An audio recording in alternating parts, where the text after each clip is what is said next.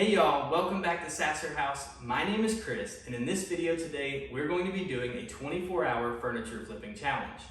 On my way home from work today, I stopped by Goodwill and picked up these matching nightstands. And my goal is to see if I can have these completely transformed and flipped in less than 24 hours. That may not sound like too hard of a task for a lot of you furniture flippers out there, but here's the catch. I still work a 9-to-5 job, meaning that I'm going to be in the office all day long tomorrow. So my only chance to work on these nightstands in the next 24 hours is going to be tonight for a couple hours, before work in the morning, and then maybe a couple hours when I get home from work tomorrow night. I'm also not going to just slap a coat of paint on these and say that I flipped them. I could do that, but I'm going to do these the right way. I'm going to sand down the tops and restain them. I'm going to paint the body of these nightstands, redo the hardware, and I'm even going to build some custom feet on the nightstands. If I'm going to get this done in less than 24 hours and make a profit, I've got to get started. There's no time to waste, so let's go. Here are the nightstands that I'm going to be flipping in this video. So they are in pretty rough shape. They have seen better days, but I picked these up at Goodwill for only $9.99 a piece, so I think that I'll be able to make a good profit on these. The first thing that I do on any furniture flip is, of course, remove the drawers and all of the hardware and clean the pieces up. And obviously, you never know what you're going to find inside the piece of furniture in the back. People are gross and dirty and things fall behind the drawers. And so you never know what you're going to find. Make sure you clean these pieces up really good before you sell this to somebody else. So the next step is to sand the top down. I'm going to try to restain it. So I am using a 90 grit first and then a 180 grit to get it nice and smooth. Be careful on those edges so you don't ruin the detail.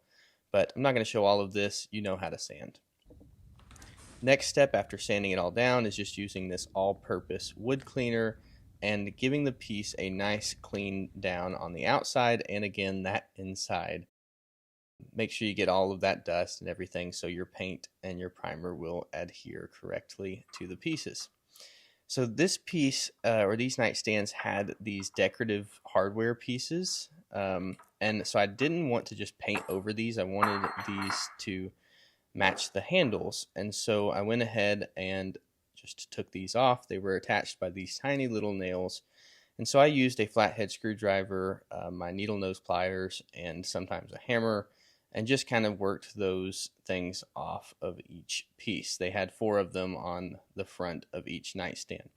So I got those off and then just cleaned those up with the same all-purpose cleaner. The next step is to use primer. I'm using 123 by Zinsers and then these little foam rollers.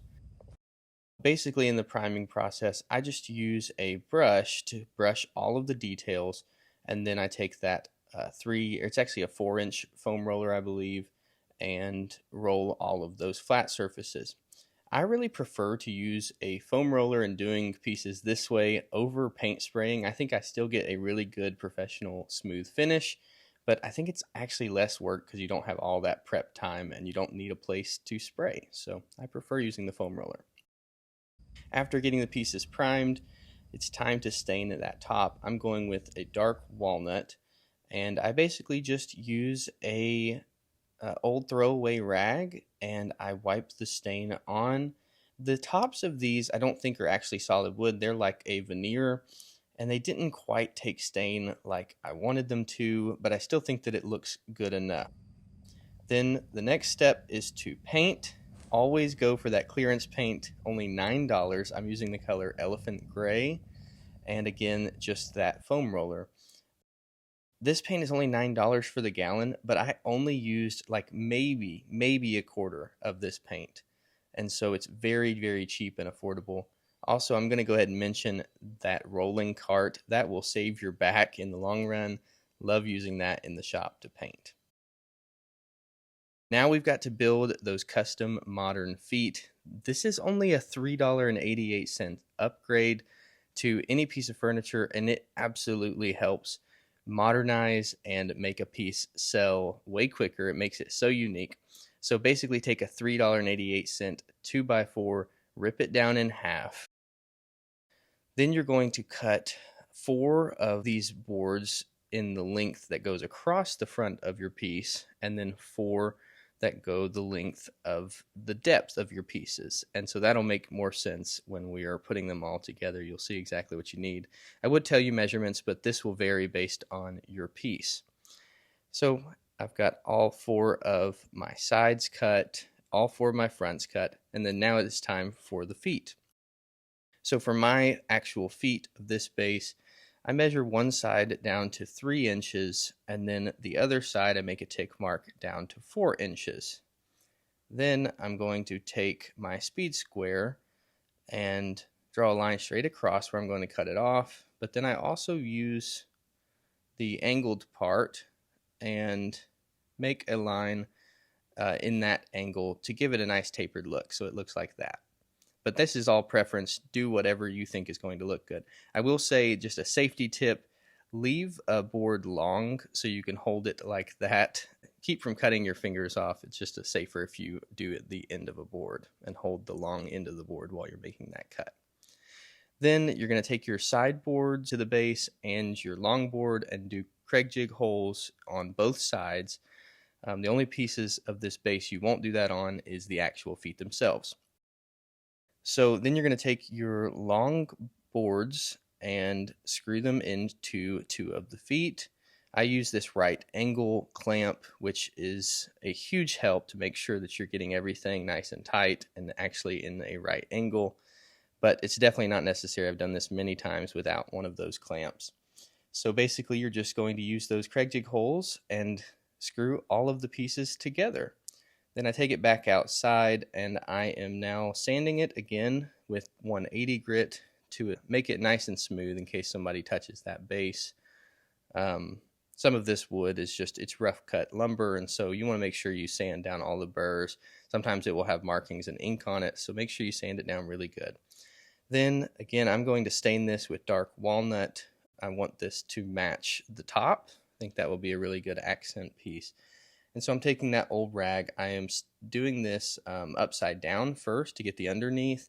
Then I'll flip it over and get the top. But make sure you get it in all of those cracks, and then again inside all of those Craig jig holes, because those seem to be hard to get, and that white pine wood will shine really bright. After I get the base stained up, I went ahead and did a second coat on the nightstands in that elephant gray color.